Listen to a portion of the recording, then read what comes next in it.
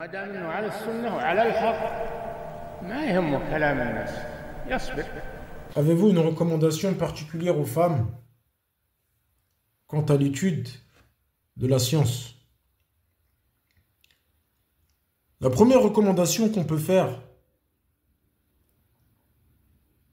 à nos sœurs qui veulent étudier la science, tout d'abord, c'est la crainte d'Allah subhanahu wa ta'ala.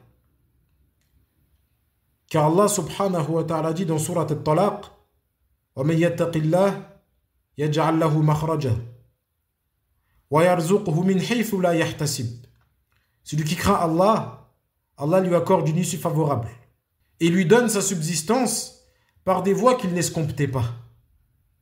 Donc dans ce verset, Allah subhanahu wa ta'ala nous dit que celui qui craint Allah, Allah lui accorde une issue favorable. Les savants ont dit que ceci est général.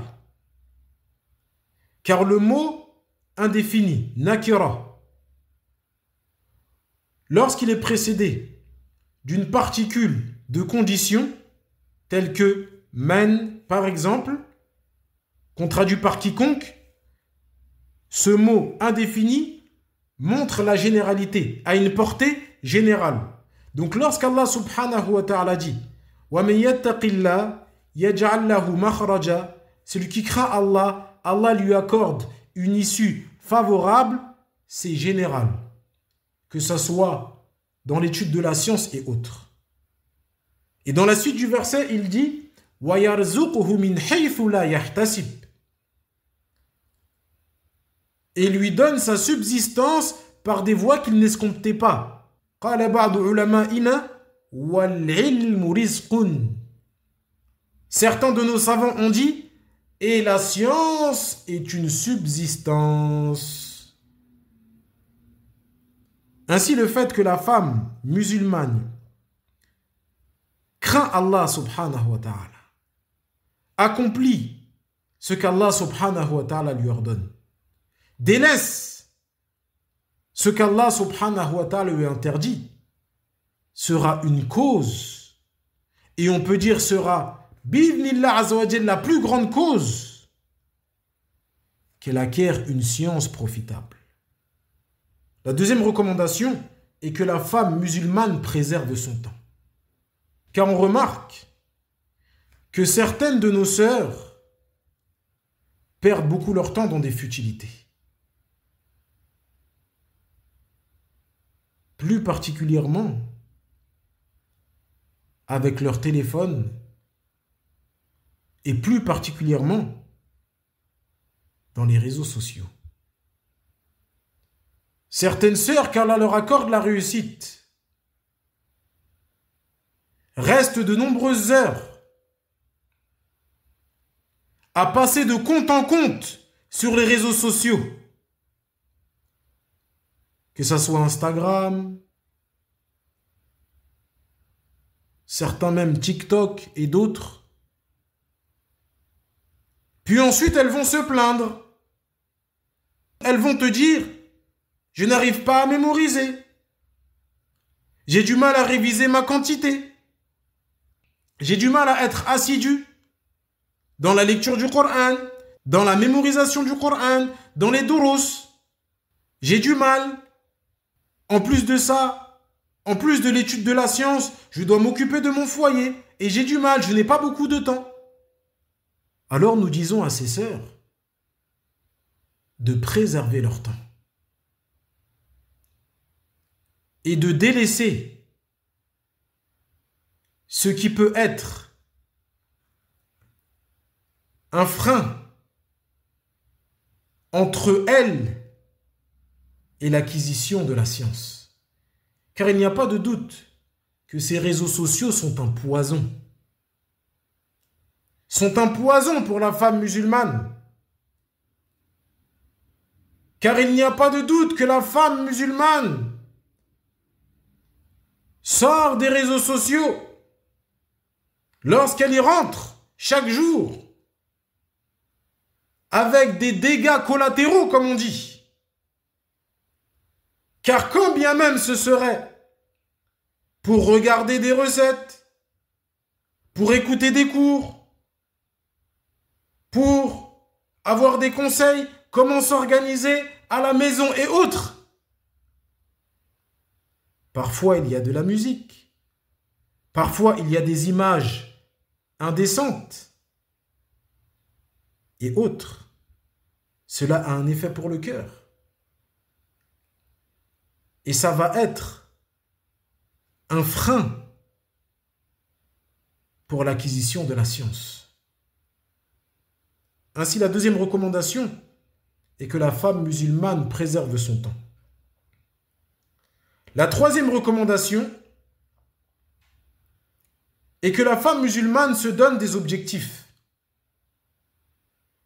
Et au départ, elle doit se donner des objectifs qu'elle peut atteindre. Pas des objectifs inatteignables, mais des objectifs qu'elle peut atteindre. Il faut absolument que la femme musulmane regarde sa situation. A-t-elle beaucoup de temps? Combien de temps a-t-elle dans la journée pour étudier la science? Est-ce qu'elle a beaucoup d'enfants? Son état de santé? Elle doit prendre en compte tout cela. Car une femme n'est pas comme un homme. Un homme, lui, il peut voyager pour aller étudier la science. Il peut aller, par exemple, dans un séminaire 2-3 jours, sans problème, puis rentrer chez lui. Mais la femme a certaines obligations. Elle doit s'occuper de ses enfants. Elle doit s'occuper de son foyer. Donc, qu'elle se fasse un programme adapté. Par exemple, dans la mémorisation du Coran, elle se dit, je vais commencer par un verset par jour. Elle fait 1 semaine, 2 semaines. Elle voit qu'alhamdoulilah, c'est très facile. Elle augmente 2 versets. Elle regarde, est-ce que c'est plus dur? Elle voit que c'est encore facile. 3 versets, ainsi de suite. Car cela va l'encourager à faire plus d'efforts dans la demande de science. Mais l'erreur de certaines de nos sœurs, qu'Allah les préserve, c'est qu'elles vont se donner parfois des objectifs très élevés, sans pour autant prendre en compte leur situation. Elles vont se dire, par exemple, il faut que chaque jour, je mémorise la moitié d'une page. Par exemple, elle va mémoriser la moitié d'une page le premier jour. Le deuxième jour, elle ne va pas y arriver. Et ensuite, elle va se dire, je suis nulle. Elle va être déçue. Nous disons à cette sœur, tu n'es pas nulle. Nous disons à cette sœur, ne sois pas déçue. Le simple fait, Urtil Karim, que tu veux étudier cette religion avec